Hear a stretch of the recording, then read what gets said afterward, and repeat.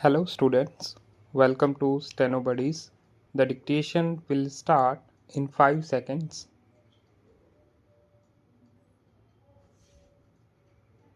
उपाध्यक्ष महोदय, वित्त मंत्री को देश की आर्थिक स्थिति और निर्धनता के संबंध में जितनी जानकारी प्राप्त होती है उतनी किसी अन्य मंत्री को संभव नहीं होती। बजट बनाते समय वैसे तो बजट में आय व्यय का ब्यौरा होता ही है, लेकिन मूल रूप में देश की आर्थिक नीतियों में किस प्रकार का परिवर्तन हो तथा किस मार्ग पर वह देश को चलाना चाहते हैं, सरकार का लक्ष्य क्या है, इन सब नीतियों का बजट में विवरण होता है। हमारे वित्त मंत्री चाहे जिस पद पर भी रहे हों, चाहे वे मुख्यमंत्री रहे हों या केंद्रीय सरकार में रहे हों, उन्होंने शानदार काम किया।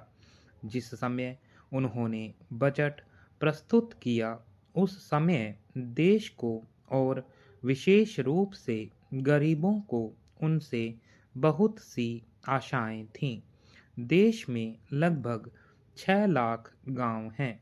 उनमें जो बेरोजगारी है, गरीबी है, उसके संबंध में देश की जनता को उनसे बड़ी आशाएं थीं और जनता देखना चाहती थी कि इस अवसर पर सरकारी नीतियों के द्वारा देश को वे क्या मार्गदर्शन देना चाहते हैं। इस दृष्टि से 3 महत्वपूर्ण बातें इस समय देश के सामने थीं। देश का आर्थिक विकास तेजी से हो, अधिक लोगों को काम मिल सके और मूल्यों में स्थिरता आए। जहाँ तक इन 3 उद्देश्यों का संबंध है, हमने देखा कि उस ओर कुछ प्रयत्न हुए हैं। विशेष रूप से गरीबी हटाओ के संबंध में इस देश में जो चर्चा चल रही है, इस बजट में कुछ सीमा तक उसका उल्लेख मिलता है, क्योंकि जितने भी प्रत्यक्ष कर लगे हैं वे ज़्यादातर धनी लोगों पर और विशेष रूप से शहर के लोगों पर लगाए गए हैं। इस तरह से जो एक प्रकार की आर्थिक असमानता हमारे देश में चल रही है, उसको दूर करने का प्रयत्न अवश्य किया गया है।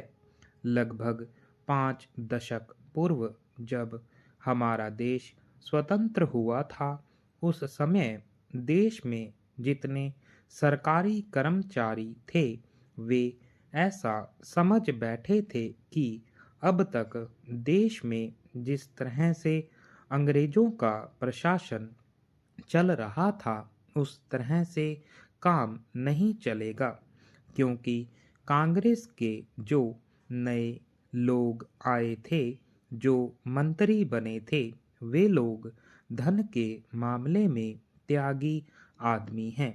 धन से उनको मोह नहीं है, लेकिन बाद में उन्होंने देखा कि हमारे मंत्री लोग भी उसी तरह से शानदार जीवन पसंद करने लग गए जिस तरह से अंग्रेज करते थे।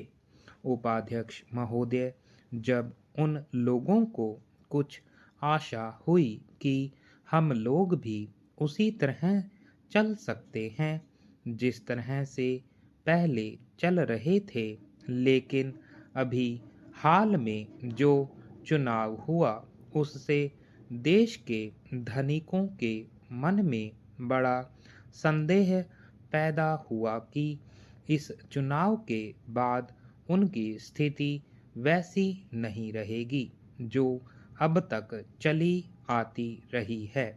गरीबों और अमीरों के बीच में अब तक जो बहुत बड़ा अंतर चला आ रहा था, उसको अब तेजी से दूर करने का प्रयत्न किया जाएगा।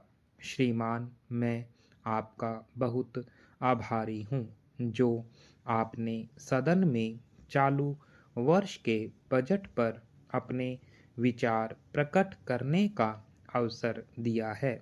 मैं इस बजट का समर्थन करना चाहता हूँ।